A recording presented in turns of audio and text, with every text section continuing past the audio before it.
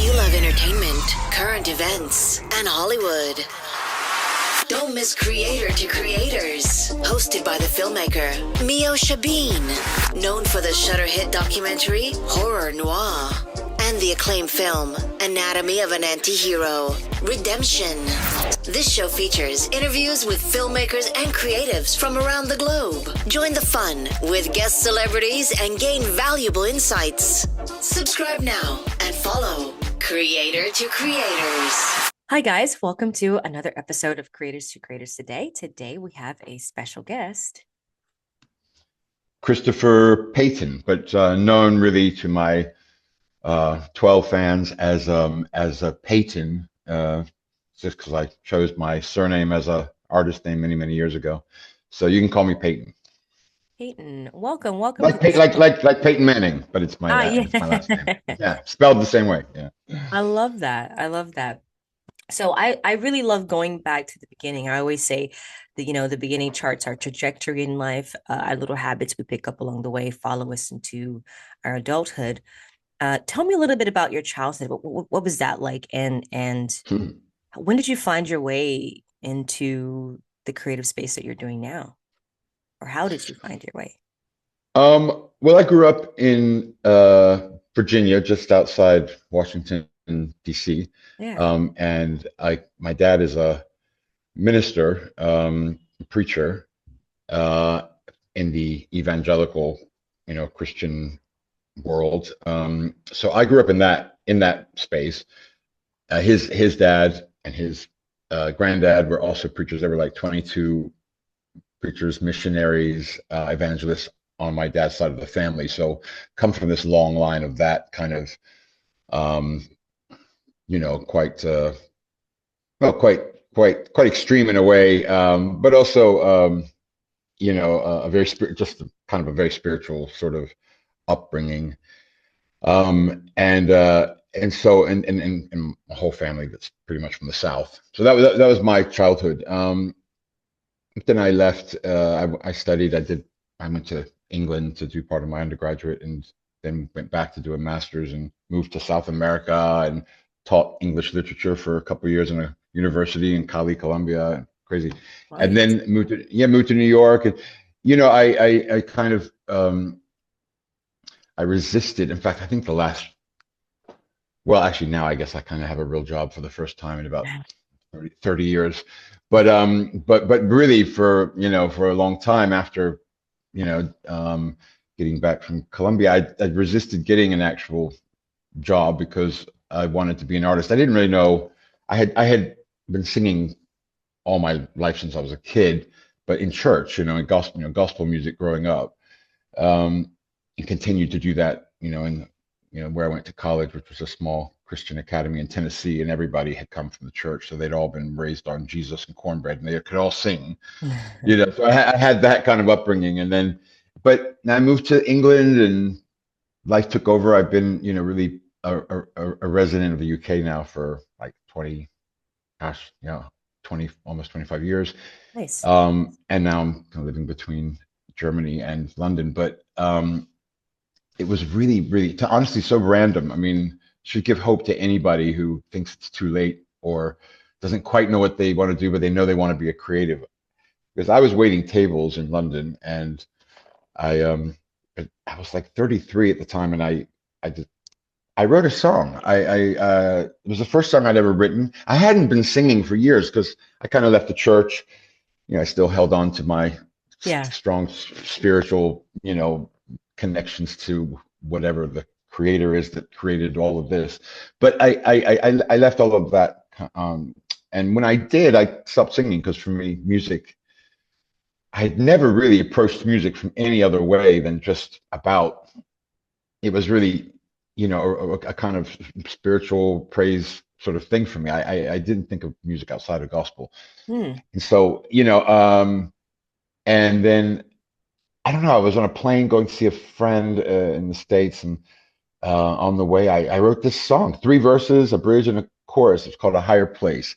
And I remember, like, I used to love the Jeffersons. It was like growing up, it was one of my favorite musicians.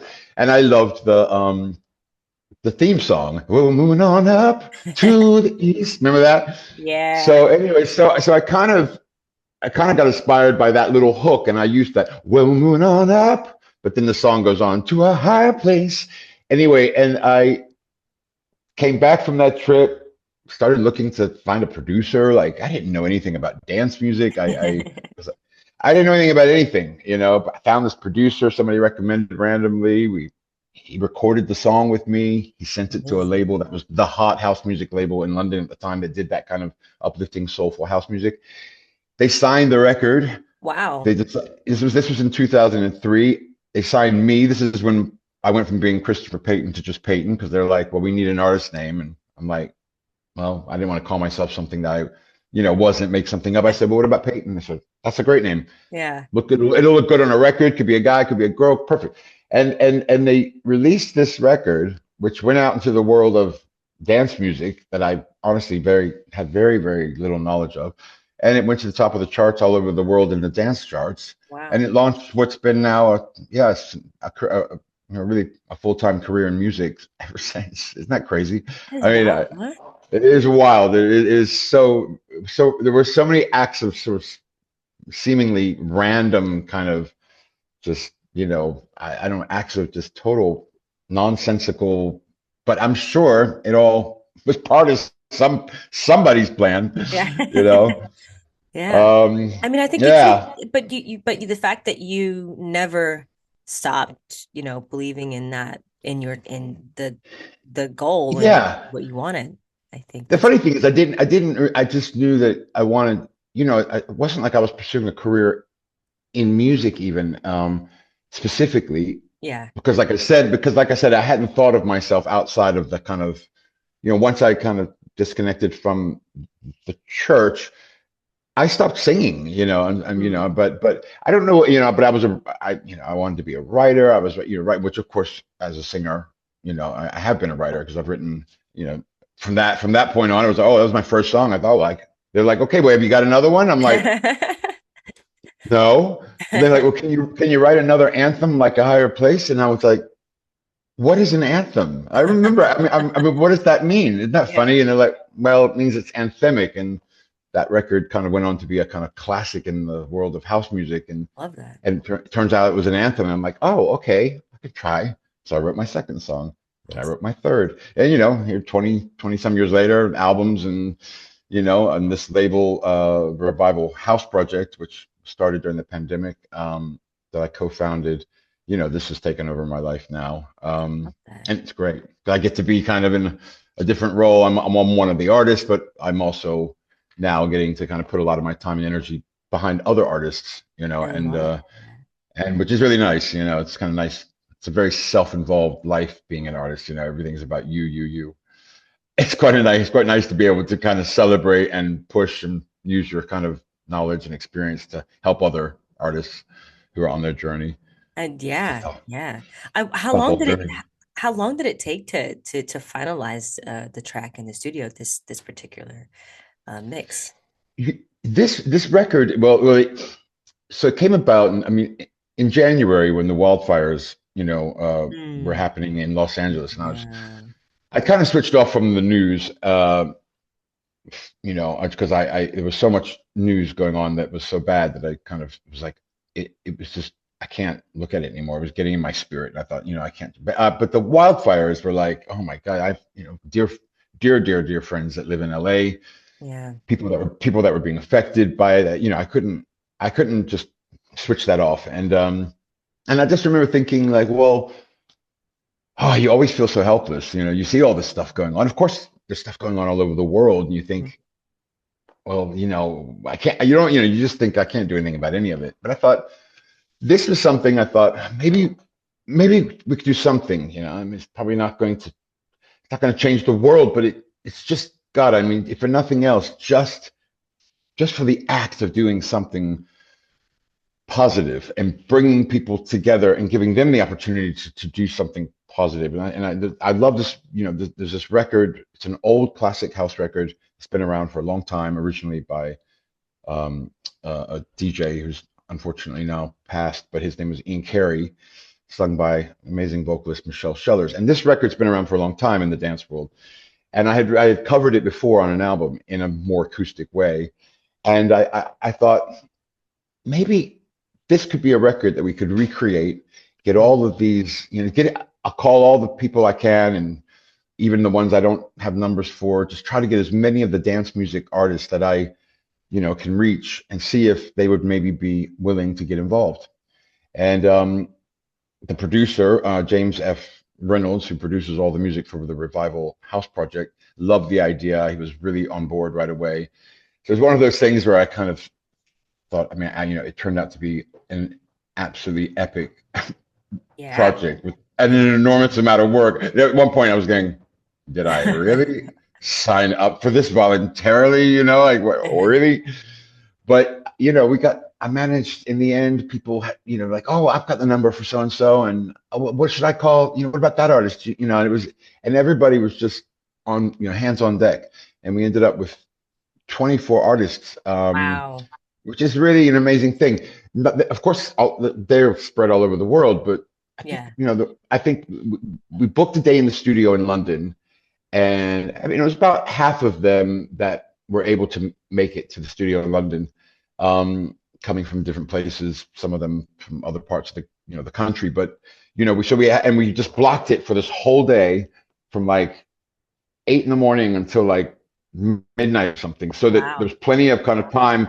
That way, if people had other things going on, maybe they can just drop in for a couple of hours. But there was plenty, and so throughout the day, artists were just dropping in when they could and recording. We recorded different people on the verses and stuff, and made those decisions later and broke them all down. But and then everybody else recorded themselves remotely. I've got an artist in Sweden, others in Sydney, others in LA. And then they filmed themselves, sent their vocals, and my God, James Reynolds had the absolutely gargantuan task of taking all of these vocal stems from, oh my God, so many different artists and takes, and turning it into this, beautiful anthem. Yeah. It's so it was just the coming together, and doing it. And oftentimes as artists, especially in dance music, we're working alone, we're traveling, we're not often in situations where we're getting to be together. Yeah. So it was also this incredible opportunity to bring, colleagues who never see each other, who all work in this industry in the same sort of space, but never are in the same space together, see each other. It was a beautiful day, and you could just feel the vibration of it, resonating, and all of us left feeling like, yeah, actually, maybe in our own way, we can make a difference, just maybe we don't have the money to send, or we can't, maybe, we don't have a hose big enough to try to put the fires out from London. Yeah. But we can do what we can do. And one thing we can do is sing, make a song, which, we are all the revenue, or any streaming, or any revenue that's generated through streaming or downloads, goes directly to the Change Reactions Direct Wildfire Giving Fund. This is an incredible organization in Los Angeles that helps empower people who are on the front lines, helping the people directly. It's a very unique foundation that approaches philanthropy and charity in a very fresh, different way. And so, so we hope that it will, generate money, and of course, because this is going to be a long road of recovery. Yeah. But even more so, just the message of it, to the world in general, because I'm sure you can agree there are people all over the world that need the message to keep on rising. That part. It's such a really beautiful, uplifting message, because I think in such a world of like uncertainty with everything that's going on, just everything around us is just so chaotic. Yeah. You need something to kind of uplift and get you out of that, that depressing state. And so thank you so much for, using your gifts and, your talents, and bringing these people together for such a time as this. When I think about it, like music and media, and where we're going with it. It's so hard to hear good music today, positive music. Everything is just so sounds the same. So Yeah. it's amazing that you can still make good music today. Like, I don't know, like Yeah. music now is just completely different than what it used to be. I love that. I agree. I mean, of course, there's good music being made, but yeah, of course, it has changed because of the technology. A lot more people have access to be able to make music, Yeah. which is a great thing. Yeah. But you also then get inundated with a lot of things that are perhaps not, maybe not the best quality. Yeah, I mean, everybody's got different tastes. But yeah, I think the idea of making music that is really for the purpose of uplifting people, that is, you know, and not religious, but it is spiritual in a sense, because Absolutely.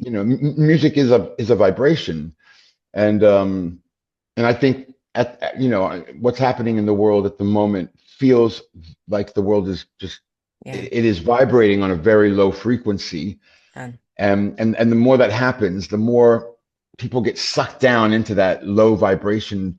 And even people who are high vibration people, it's very easy, it's like, to stare into the darkness and then get fixated and then yeah. get sucked into it, So it's like, what can we do to keep, so, what can any of us do, that's why I've kind of switched a lot of the news off. I thought, you know what, if I can do anything, it's just try to change the small world around me. Okay, yeah, I'm an artist. I have some people that, like maybe just by being a better person, maybe just by smiling in the shop when I buy Yeah. something. I don't know, those little things that where you can be effective. All of us have the potential to be effective in a way. Mhm. Sometimes you just gotta like think, okay, I can't necessarily address the bigger picture, but every day I wake up, I'm here and I can make a difference in some capacity in someone's life. And music definitely has the power. Music is quite magical in that way. Crosses borders, doesn't Oh need a yeah. passport. It transcends language and politics and everything. It's like it's quite unique. Can't think of anything else that has that power. Mhm. So we can't underestimate it to be a potential really strong weapon in the fight for the light. Exactly, exactly. you know? I love that. I love that. Um, do you embrace, it's so funny because this is a big, huge topic that a lot of artists talk about, the whole AI thing. And, Mm, some people are like not embracing it, some people are embracing it, but I'm just like, hey, it's here to stay. It's not going anywhere. But I feel like there's a big concern of like, you know, um, AI being better than humans. Um, and potentially people are not having jobs in the future. yeah, How do you feel about music and artistry mixed with AI? it's a very good question. Very topical question. Um, and I remember back to yeah, back to 1927 when I was just starting out. No, but it was really around the time, just maybe a few years into the beginning of my own career, that things really changed drastically in the music business. Things were going digital. Yeah. So uh, and then over the course of those next years, I mean, the bottom fell out of the industry in a way for artists, because people that had been used to, you made a lot more money when you were selling records, or CDs. There was an actual physical product. Suddenly, people were able to get your music for free. They could stream it. They could find places to get it downloaded for free. And the industry was in a very similar place. Especially in the artists who were all freaking out. People were, trying to fight it and kind of trying to resist it. And I remember at the time thinking, this is not going anywhere. It's not going anywhere. Embrace it. So instead of like trying to sell my CDs, I just started giving them away free at shows, just to sort of try to build up my presence online, maybe connect Yeah. more with my fans, because I knew that ultimately I wasn't going to be able to generate an income from royalties any longer, and that's absolutely true. It's hilarious when I get royalty statements. You get these long royalty statements, and then at the end of it, you're like, oh, it's 37 cents. Wow, thank you for Wow. that. Yeah, how many streams did it take to get? It's really shocking. But I shifted it, and I thought there's no point fighting it. And I think it's the same with AI. It's not going anywhere. Mm. And I think, of course look, I mean, the truth is, we did something, I didn't really understand. I'm trying to learn how AI works, trying to teach myself a little bit, especially with like video and stuff. It's very interesting.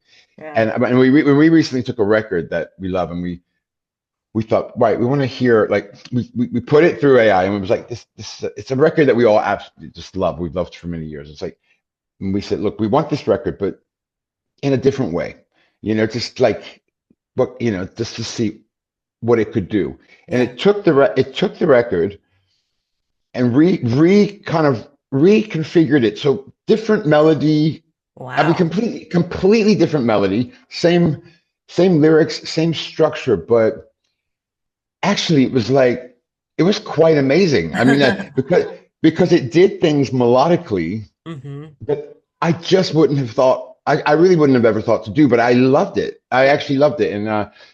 And so I thought, okay, it can be used as a tool, that for inspiration. And I think it's just about, recognizing whatever, they say that, machines will never replace humans. I do think to some degree, I mean, at a time when everything feels, there's a lot of inauthenticity, there's a lot of superficial kind of, stuff. And then we no longer feel like we can trust what we're reading, or we can't trust what we're seeing online. And I think it's more important than ever to then really try to tap into your own authenticity, build that relationship with your fans, even stronger, maybe, whatever it is that you're bringing as an artist, that is personal, that is very much you. I think, you've just got to you got to just really, really lean into that, because that's the thing that can't be replaced. Yeah. Yes. The vocal, there was a vocal on it. The vocal sounded, I don't know, it did sound non-human, but I kind of liked it, it was like, so, but I do think we have to embrace it. Try to figure out how you can use these tools in a creative way. We're at the early stages of it.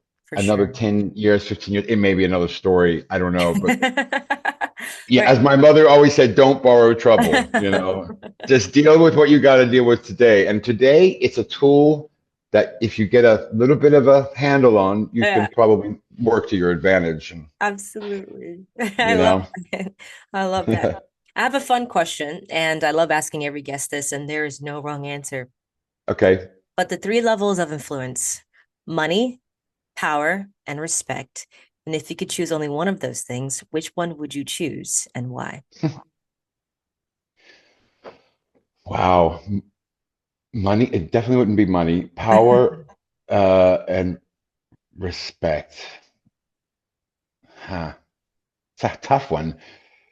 I mean, I would be inclined to say respect, but without power, do you have an, at the moment we're seeing how power is. Are you allowed to still be respectable if you have this power? Sure. Yeah. I think the responsible answer would have to be power, because then, and you can have power in all kinds of ways. Exactly.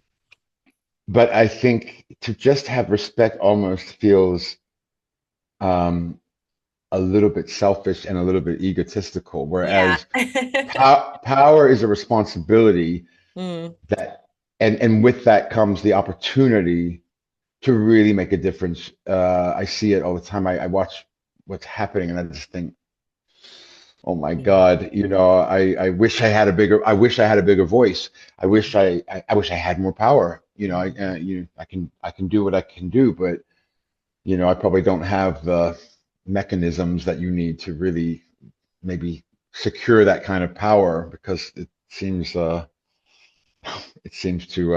require some pretty unfortunate characteristics, and I don't know, but I would love to be able to have more power and to really to send even more of a message out that we are all brothers and sisters. We are all, part of this incredible miracle that really I think about every day. Just like, what? How are we here, and what are we? It's crazy. I mean, like, it's if you really, really think about it, how small our time is here when you think about the vast history of humanity, and Yeah. we make everything feel so important, and we make ourselves think that everything is so important. And the truth is, we're just here for this brief little time, and we have this opportunity to have this extraordinary, beautiful experience, but people seem hell bent on making it anything but, a beautiful experience. And it does feel sometimes like hate is winning, and Yeah. but it's not. It's not. It's not. And I always say this. It's like, the light will always win, because darkness doesn't really exist. It's just the absence of light. And Mm. as soon as you strike a match in a very dark room, the darkness is no longer there. And I just think so. It's really about just shining the light even brighter, and reminding yourself that the darkness can never really win as long as you are shining. Yeah. Love And we that. just have to shine brighter. That's beautiful.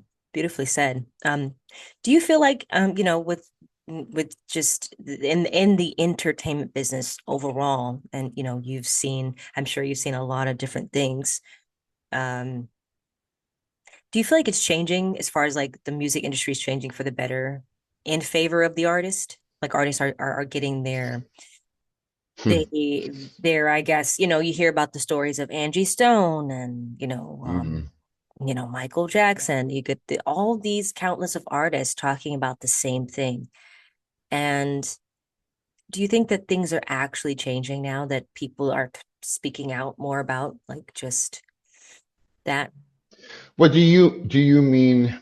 Like just I think I Angie mean, Stone. there's the mental health kind of aspect of it, then there's the financial kind of aspect of it. I mean, Yeah, the financial, I would say, because I think a right. lot of people get into this business thinking that, they're going to get a Grammy right away and they're going to Yeah. be, or even Yeah. begin the acting. They're like, oh, I'm going to get an Oscar. I'm like, well, there's tiers to get there, but Yeah. it's very And, probably, and well, no, and there's also ways to have a career that, it's also about perhaps adjusting your definition of what success means. exactly. A lot of people have this idea that unless you are winning a Grammy, or you have a kind of platinum selling album or whatever, that you can't have a successful career.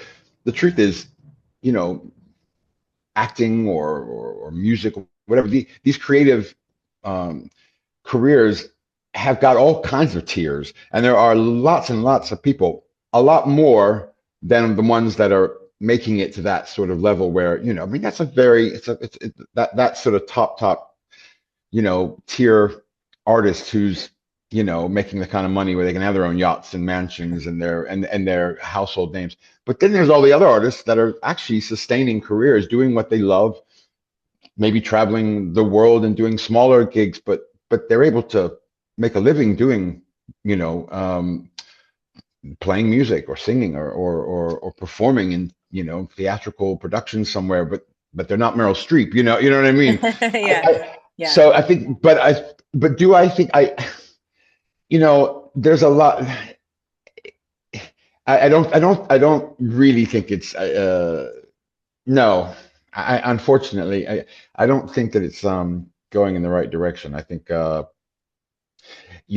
think the amount of money that the labels and the streaming platforms are taking compared to what's actually trickling down to the artists is criminal. Yeah. It is. Yeah. I don't spend my time banging on about it because, Yeah. I don't want to get wrapped up in the negative. But the Yeah. truth is, it's very hard to make money for, you really, and yes, they're always saying, I think Spotify recently came out and said, oh, they're going to be doing this, doing that. And I mean, there's a lot that needs to be done to shift that back in the favor of the artists. Yeah, unfortunately. So I mean, people aren't aware of it really. I mean, if you're not working in music, they can't believe it. When I show people my royalty statements and they see all these streams in the countries where they've been, and they see these numbers, and then they see, and they're like, what? Yeah. They don't know. They don't understand that. So, wherever possible, if you have an artist that you love and maybe they're not, a super famous person, maybe buy their record, exactly. Just knock your, what do you spend on a coffee? Yeah, exactly. $6-7 to buy a Starbucks coffee that you enjoy for all of like 5 minutes. But this is it's a record that somebody spent thousands to make and many, many months or years to create. Maybe it's worth the $9.99 off of iTunes. You know what I mean? It's like, I think that's the thing. I think a lot of people don't really understand that's how it works. Like, I was telling someone, as a filmmaker myself, and I went to film school, and I shoot a lot of movies and did music videos and all the things. And then I got into the streaming thing, doing that world. And the best way, honestly, for artists that are smaller is that people who follow them will buy their stuff. Yeah. And it's almost just unheard of, it's like people just don't even think like, oh, buy an album? Yeah.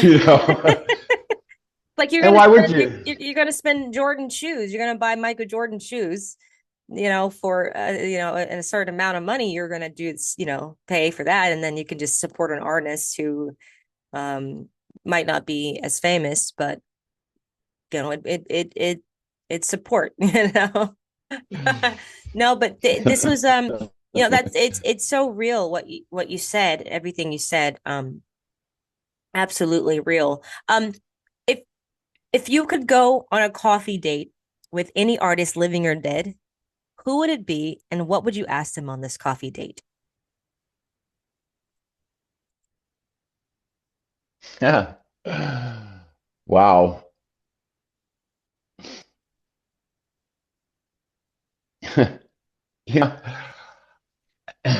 That's a tough one. God, there are so many. Probably Angelou. Ooh, nice. I think if I could, I would. I mean, Maya for me Maya Angelou was somebody who she was really like she was just this fully formed kind of almost supremely kind of extraordinary human who had this wisdom that was so just from this place of like absolute, that she was authenticity. I mean, like that was the definition for me of authenticity. It was like that woman. I mean, I still go on videos of things that she taught, just not just through her books or through her, but like things that she just said. Her poetry, of course, but that really informed my life. That really changed my life. That helped me. When my mother died last year, and Maya has a video talking about her own death and how she needed to give her permission to go. I don't think I would ever thought about that had I not seen that message from her. But I had watched it many times, and so when it came to that point, there was a point at which it was also what my mother needed, and I just thought what would I ask Maya? I don't know. I probably just more than anything want to just say thank you. Somebody whose work and whose spirit affected my life in so many positive ways. From the first time I read, my very first book by Maya, all the way through my life, my career. I released a record, which is a kind of was a house version of I'll Rise, which was a song based on the poem and Still I Rise. And that's been a huge part of my career over the years. And just, yeah, getting to sing her words all over the world to people who didn't even know who Maya Angelou was, getting to hear that, the power in those beautiful poetic words. She really made a big impact. So I love that. what would I ask her? I would just probably want to sit in her presence and be like, thank you. Maybe I would ask her, maybe I would ask her, what do you think the best way to be effective today in this current climate with everything going on? I'd want to know what she had to say on what's going on. Because if anybody would have some good advice, in my That's beautiful. That's a great one. Great answer. What advice would you give to someone that wants to get into the music world? Don't do it. No, no, I'd say, well, first of all, if you're going to go that road, you really have to love it. I mean, don't go into it because it's going to make you famous, or if you do anything with those intentions, it's like, I don't know. It's you've got to go into it knowing it's a tough road. It's not an easy, it's not an easy one. People want to be a DJ now, but not because they love the music, because they love the idea of this sort of superstar life. And same goes for music. I was on X Factor in the UK back in 2016, and I just remember, like, because I'd already had a career, that it wasn't like a crossover, commercial career. So I still had a lot further I could go, but I'd had a career that I knew I could continue, and that changed everything for me in a way, because I wasn't there thinking this was my only shot. But everybody else was very much of the mindset that this was their only option, and if it didn't work out, they were going to be working the till at a supermarket in their little town for the rest of their lives. It was like, and I was just like thinking, Simon Cowell is not the only way to make a career for yourself. This is a platform. It may just end up being a platform that you use to get to the next little level, or it may do nothing, but it's unlikely going to be the golden ticket that's going to change your whole life. You're the golden ticket. What you just got to do is, you got to be invested, and you got to have the right reasons. You got to have the right motives. And if you're committed to the craft, you're committed to the mission, and because even if you're not super talented, if you put the time in, the truth is we can all get better at something, and and build and sculpt that talent into something. But you just gotta really want it. Yeah. You gotta really want it, and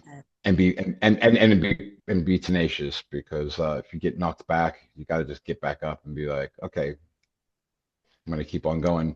I'm gonna keep on rising. Absolutely. I love that. That's great advice.